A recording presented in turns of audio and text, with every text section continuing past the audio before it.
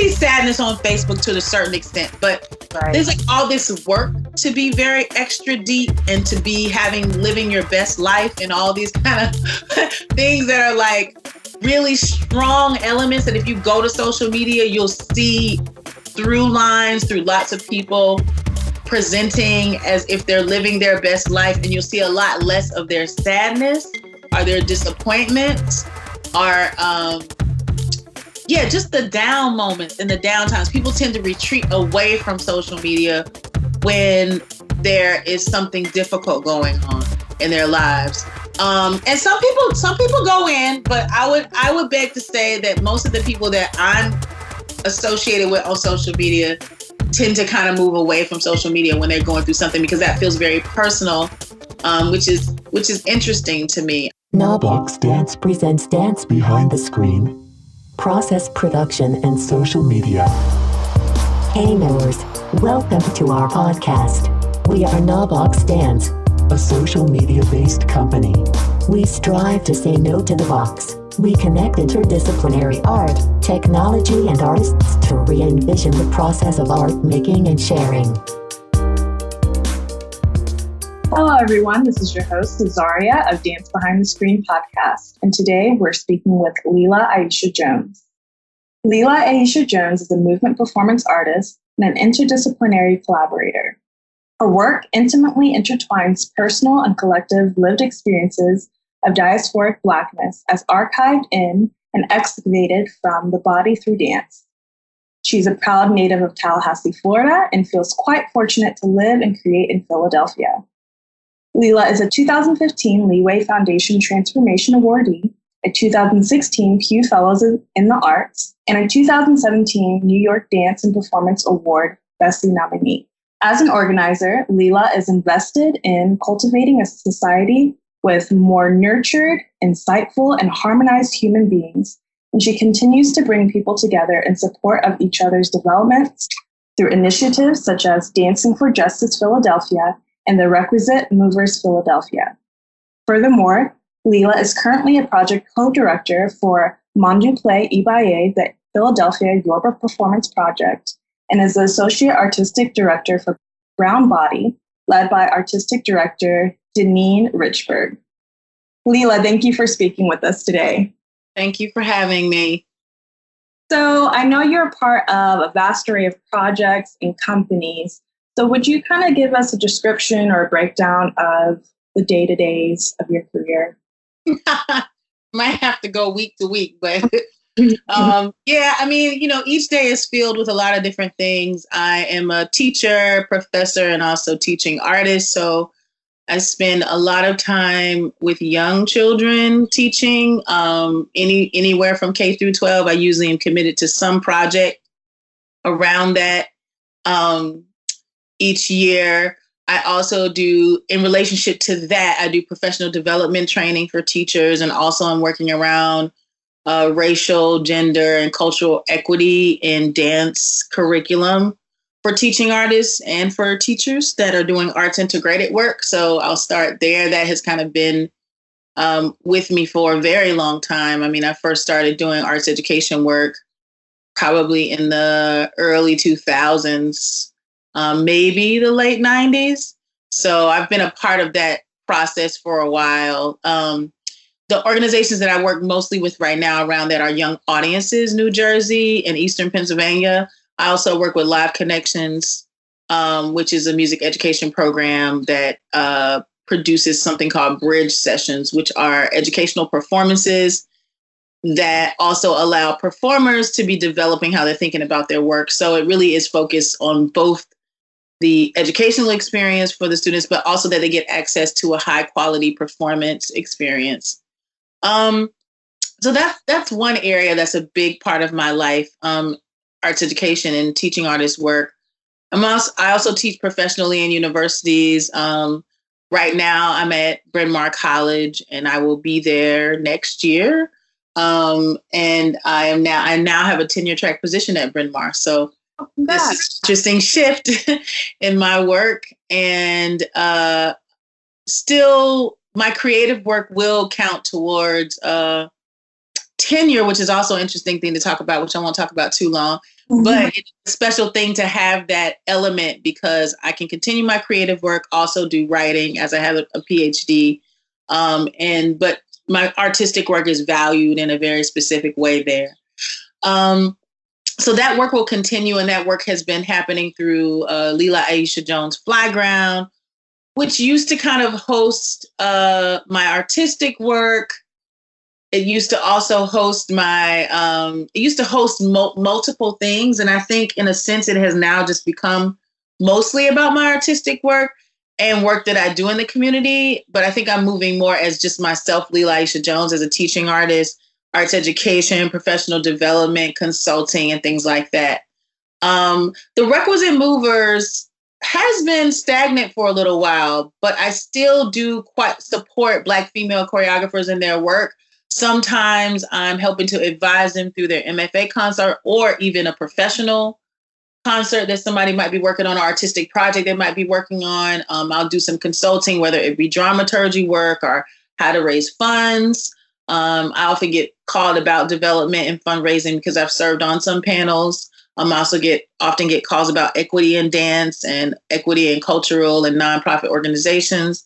And I try to contribute as I can to those conversations from the knowledge that I've gathered from different forms of training around racial equity. And there's a big kind of circle. So with the artistic advisement work is where I come into intersect with Deneane Richburg and her work in Minnesota with Brownbody. And Brownbody is an ice and stage dance and movement performance company. My work with Brownbody is to help to infuse, it's particularly in the figure skaters, their bodily knowledge, information about the Black and African diasporic experience. And so that could be me teaching a social dance, me researching ring shout, and us working with that or working with shout traditions in the church. It could be me teaching West African dance to them. And then on top of that work that I do with the actual performers, I also am a person who's looking at the larger scope of the work as an outside eye for Deneane Richburg and helping her to reach her vision in terms of what she wants to see. So, yeah, I feel like that covers a large amount of what I do. And I think I should also maybe address Dancing for Justice. So Dancing for Justice Philadelphia came about really due to my anger around the killings of Black people and feeling like I needed to channel that in a particular direction. It was getting to a point where the level of anger that I was feeling about it was not being moved in a productive way. It was hindering how I was functioning daily. Mm. And I reached out. I think I reached out on Facebook or social media, and Tamara Williams came back, a New York dance artist and also the co-organizers of the overall Dancing for Justice at the time, said, well, we're organizing a national march. And Brittany Williams is also a founder of Dancing for Justice, the overall organization. And they were working together at the time. And they said, does somebody in Philly want to do it? And that's exactly what I put on Facebook. Does somebody in Philly want to do it? And then nobody wanted to do it. And I said, well, I'm going to do it. And I did it. And we did a solidarity march, is what we called it. And we actually did 2 of those. And from that work came these other ideas or perceptions of myself as somebody who can help people locate their activist self. Mm. That I was able to do that through the body and also locate maybe where they are in terms of their development around racial equity, around oppression, around privilege, and where they were in their lives around that. And through the body, through processes and methodologies called mining, witnessing, archiving.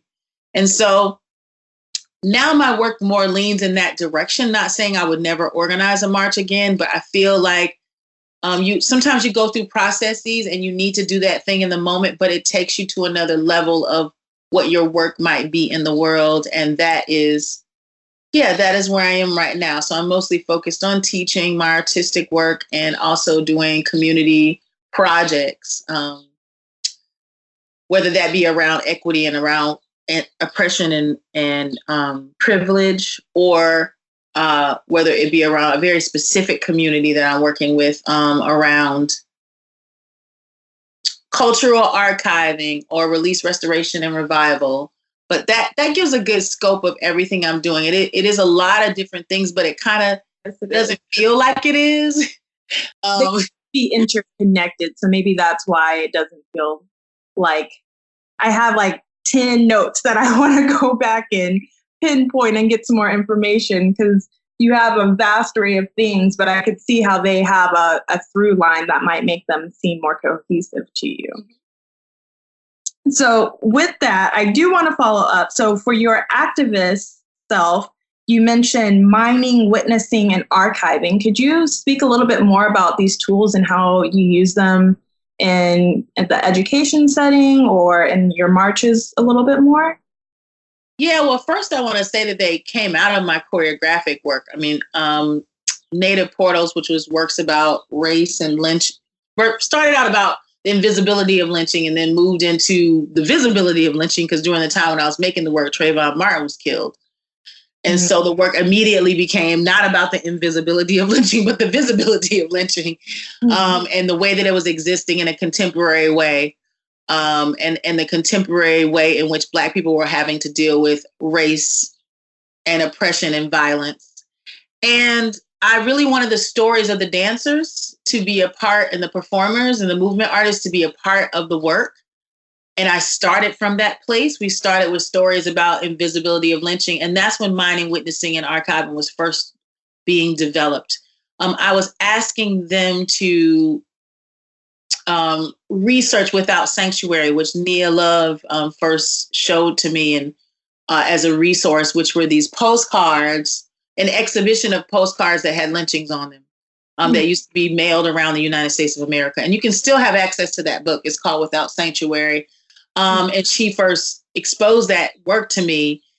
And I felt the need to continue the work because I still felt like she was working on something, but then I still felt an invisibility about it and not enough depth of work inside of myself. So there was always activism in my artistry. And so I'll get to how it moved out into the world. But the basic process is that someone is a miner, like a digging miner, like digging for gold, except for you're digging for your embodiment and your location around a subject matter. And in this case, it was lynching. And it is a freestyle. It's what I call freestyle movement. I mean, some people say improv. I like using freestyle because I feel like that's more related to Black folk, and how we talk about what it means to move in a way that is just kind of going with the flow, or going with the moment, the rhythm of the moment, the feeling of the moment, the energy of the moment.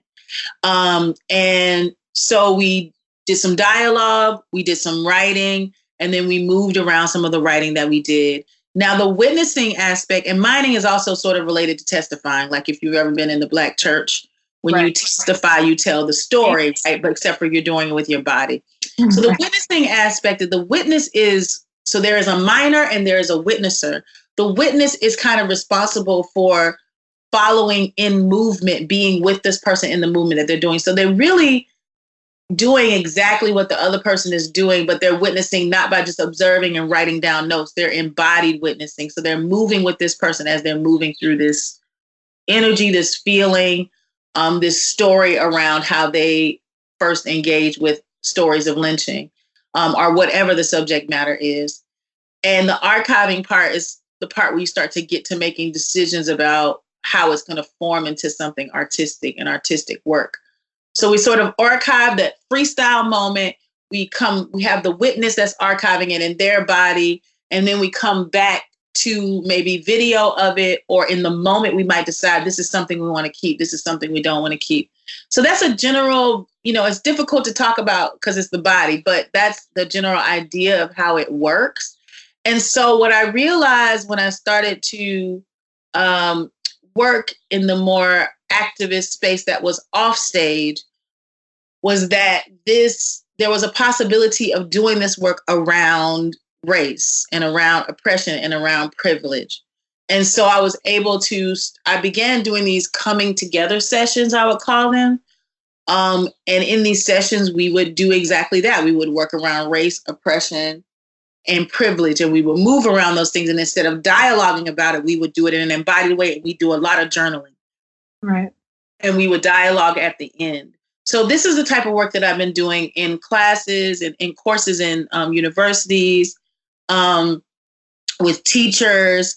I also had the fortunate privilege to work with Mothers in Charge, which is a group, which are a group of women who have all lost family members and mostly children to violence. Oh. And I was actually quite terrified when I first walked in that room because I knew that I had no earthly idea what that was like, right? What that might be like. And I just didn't know. You never know how people are going to respond. But they were some of the most welcoming and warm people, even though they were so hurt, and they just fell into the work. And we also moved into this other work of release, restoration, and revival, which is just a way in which I use Black and African diasporic movement practices from all over, from the continent of Africa, from Brazil, from the United States, from South America, Cuba, different places that I've been able to travel to and do some intensive periods of study,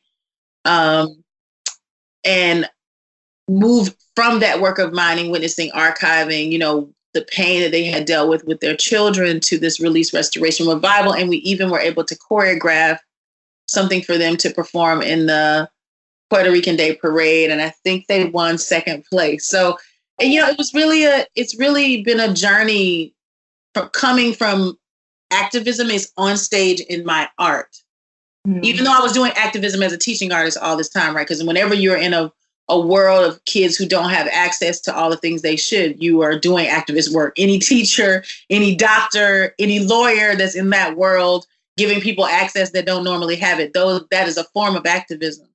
But the activism that's in my art has now moved out even more deeply into the different communities. And it was a process to really believe that somehow what was happening behind the scenes of making a work about something important could also be useful for folks, or how, really not that it could be, because we know it can be, right? But it was more so, what was the process under which, or the pathway under which it was going to then be, we were going to be in a space to offer that to folks like that, who are not considering themselves to be professional dance artists or professional performers. And Dancing for Justice was one of the ways in which I started to understand how that might work. You are listening to Now Vox Dance.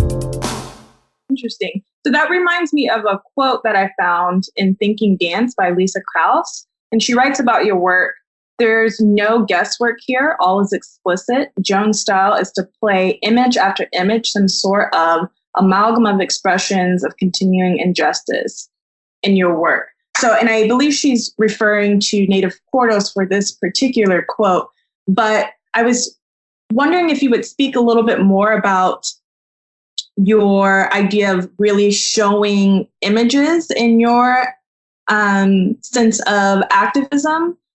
For example, when I make work, I kind of like that abstract narrative where I may not give as explicit images that you do. Can you talk about why that's important to you when it comes to activism? Yeah, I think the explicit imagery she's talking about is from it's from different perspectives, because I think in the way that we embody trauma, I think that those works had to embody trauma because they were about traumatic experience. And so I think wailing feels very direct to a pain, right? We might not be explicitly on stage with somebody laying down as if they're dead, which was, to me, would be more direct. But wailing may be a part of the process of the work. The more literal aspects I think she might be talking about are really these symbolism aspects. I do use a lot of installation, installing props and things to be sure that there is a direct message, because there's something, I think I'm always trying to play between what is familiar and what is kind of ethereal, and inability to completely capture it. Like trauma is a feeling that you can't hold it in a bottle. Like it has to be, it has to be done by a body, and you can't capture that and sell it, right? Like it's something you have to something you have to feel in the moment, and I don't even know if the word is believe, but you have to take yourself there, or something has to take you there. And in performance, you got to take yourself there, but you have to figure out what the something is that's going to take you there. And in terms of abstraction, I'll just use the noose as an example. So yes, there was clearly a noose in our performances of Native Portals, but not used always in the way that was expected. I feel like the abstraction had a lot to do with even emitting the energy and the feeling of the work. For example, there was one person who was eating the noose, right? Like we tend to eat ourselves or eat. And when I say we, let me be very specific. Black folk dealing with oppression and other people dealing with oppression, we are always in the position of having to hold our tongue or to suck back in what is clearly racist or what is clearly sexist or what is clearly classist. And what, we're asked to just hold that in or to keep it within inside of ourselves and just to eat all of our feelings about it. So that was one way in which the noose was used. Another example is we use the noose as a jump rope because lynching used to be around children playing, and some children didn't even know that that was a bad thing to do because it would be at a picnic. There'd be a body hanging, or, there would be just children playing around, and there is a saying, that, picnic was pick a nigga, so we use that imagery to try to associate how some children were growing up with this as normal on both sides. Right. This was normal for children who were from families that wouldn't be lynched. And this was normal for families that would be lynched. But kids still had to live and they still had to play and they still had to have a life. So those are two examples of how you kind of playing between literal and abstraction. The noose was there, but it wasn't always there in the way that might be expected. I'm curious because I was watching some clips from this performance and there's an image of the noose in a fruit basket. Does this draw on that strange fruit idea from Billie Holiday's song? Absolutely. It's not strange fruit, but the specific origin of that, which is a bit of an abstraction, had to do with the MOVE bombing in Philadelphia that I believe was in the 1978. I can't remember the exact year, but 1970s. I know it was around the year of my birth because I was focused on different Truth and Reconciliation Commission elements that were happening around the world during the late 1970s, which are the years of my birth. And so the MOVE, which was an organization, the MOVE organization in Philadelphia that was bombed by the city and burned down, a whole neighborhood of houses along with it when they decided to bomb this organization, which is something we don't talk about a lot, right? Like how the U.S. Creates terrorism on itself. We always talking about terrorism from other places, but we don't talk about how we terrorize our own our own citizens. But with that said, the MOVE organization used to do composting, and that became a huge deal. From my perspective, composting wasn't as common at that time. And so when we think of composting now, we're like, oh yeah, you can just compost, right? But there was, if we look back in history, there was activism around composting, around thinking about food and the earth in that way. Activism that actually caused the city to eventually impose violence upon this organization. So the fruit was sort of a part of that. The fruit was also this idea of that, at any moment you could, you could be gone, right? You could be composted, and then it's on to the next fruit, right? Which is also in the way in which human beings were treated in that way as well. So there's a lot of metaphor, right? There's a lot of metaphor that they blew this group of people up and some people died in that. And then knowing that you're kind of fodder for the next generation, which could be quite depressing, or you could fall into that idea that, yes, one day it's not going to be about me. So what am I going to leave? What is the strong sense of my contribution? And one of their contributions was this idea of composting, this idea that everything is life.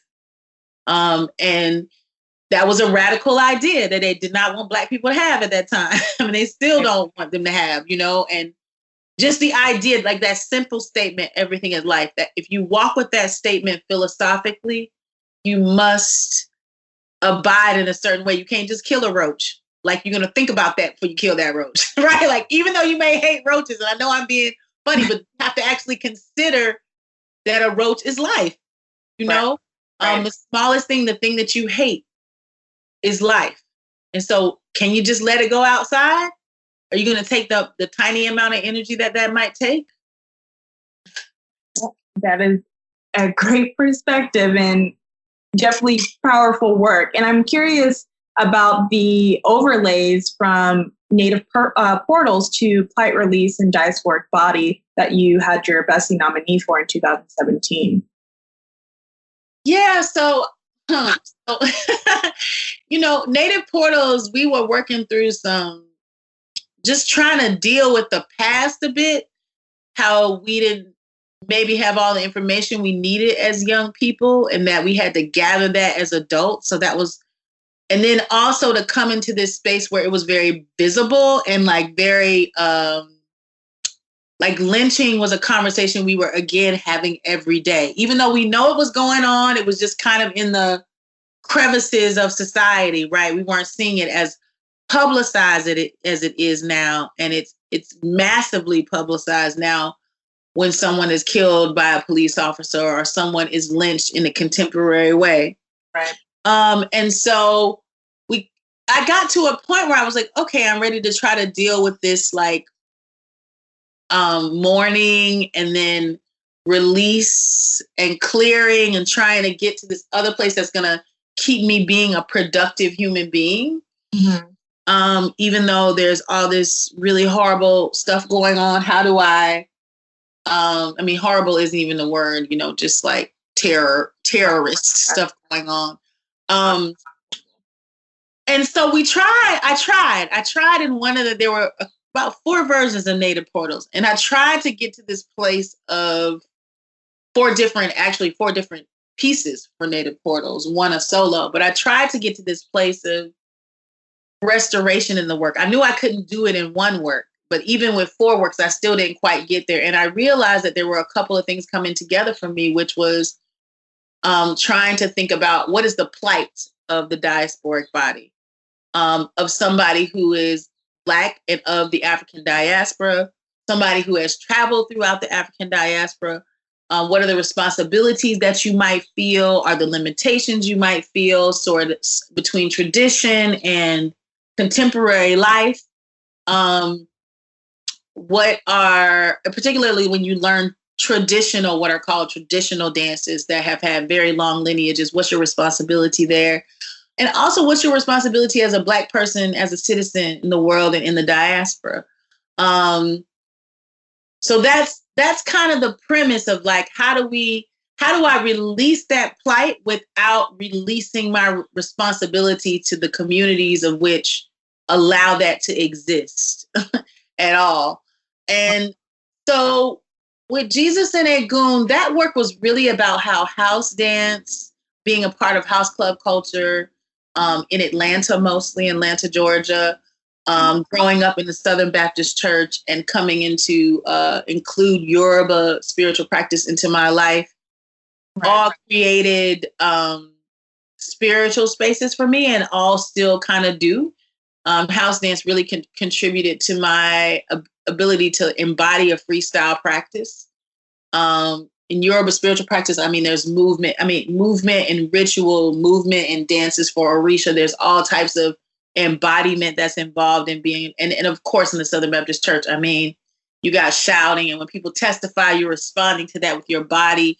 Right. Preachers are very embodied. Choirs are very embodied. It's not just about the singing. It's about the moving of the body and the way you move it and the way you sway side to side, right, and the way you move your head and the way you, right. These kind of things are a part of my spiritual practice in my body, and all the rituals of that are really, I need all of those because my ancestors come from, I have ancestors that come from all those kind of spaces, right? Like not just the Southern Baptist Church, not just the continent of Africa or African descent, not just house and club culture, right?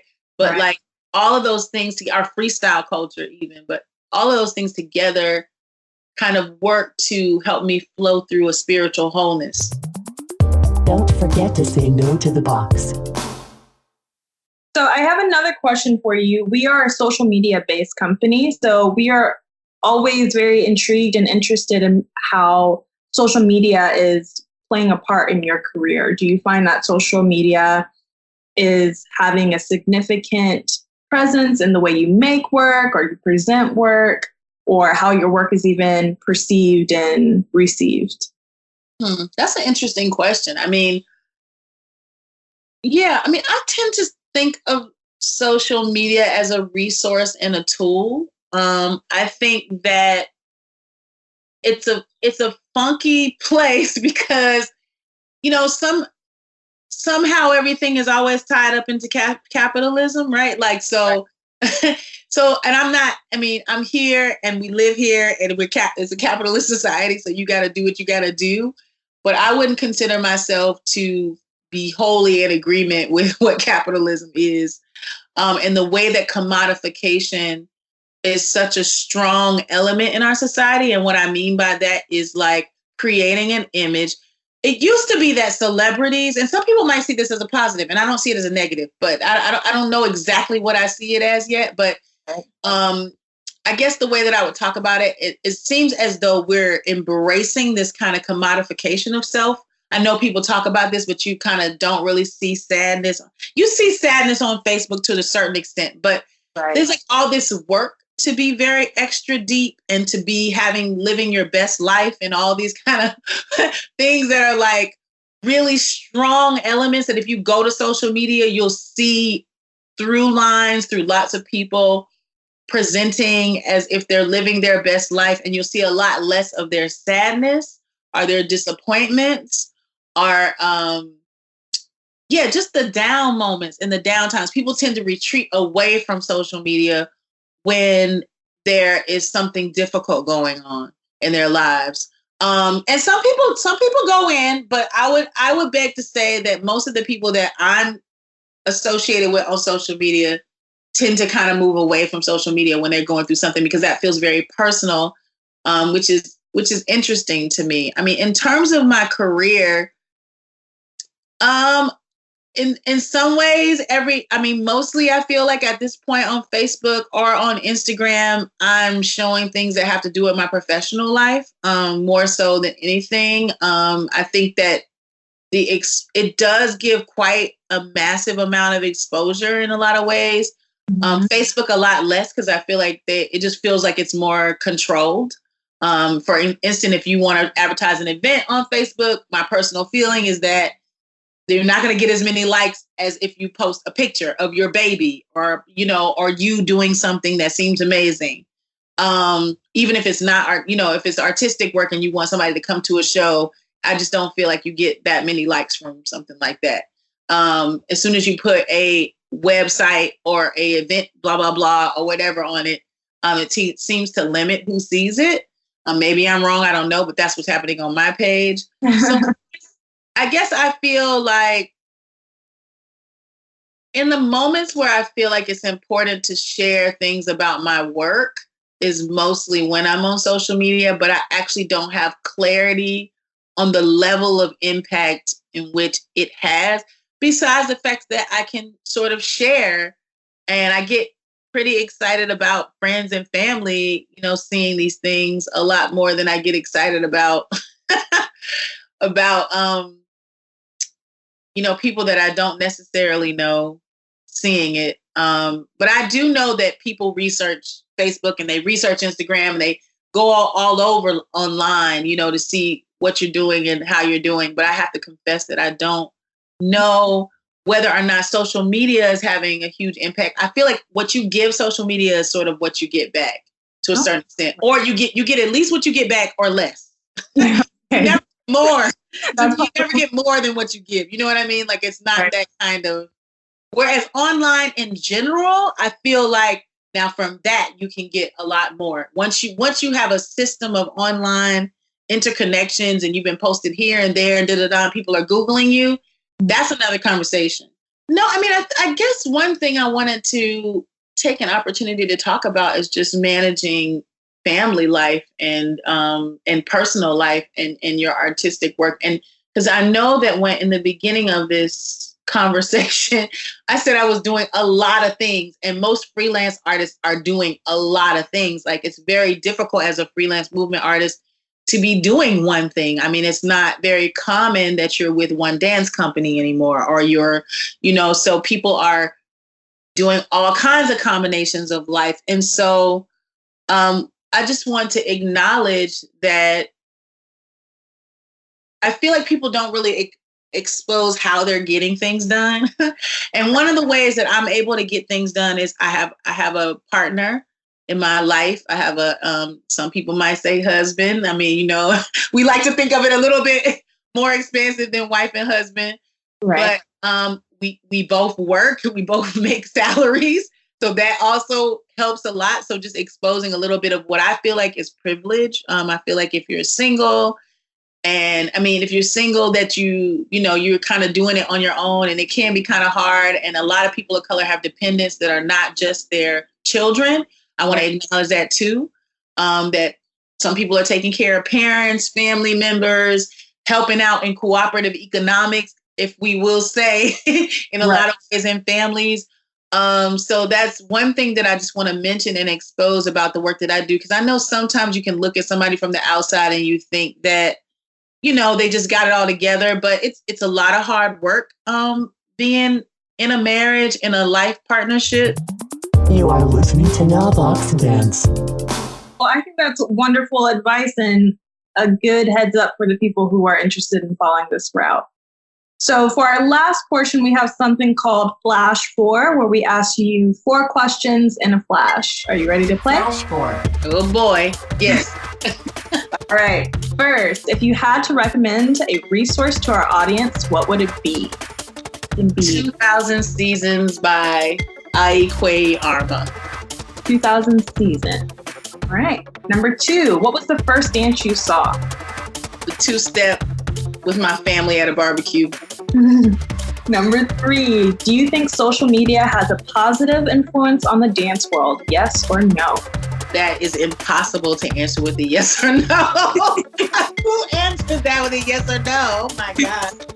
I have to say, I think it's a little bit of both. Okay. And our last question, what is your favorite social media platform? Woo. I think right now it's Instagram. Well, wonderful. And that wraps up our time today. Thank you so much for speaking with us. It was a pleasure. Thank you for having me. Thanks for taking your time to tune in to Dance Behind the Screen, a bi-monthly interview series where we go behind the screen to question process, product, and social media. Be sure to follow us on social media at KNOW Box Dance. See you next time, and don't forget to say no to the box.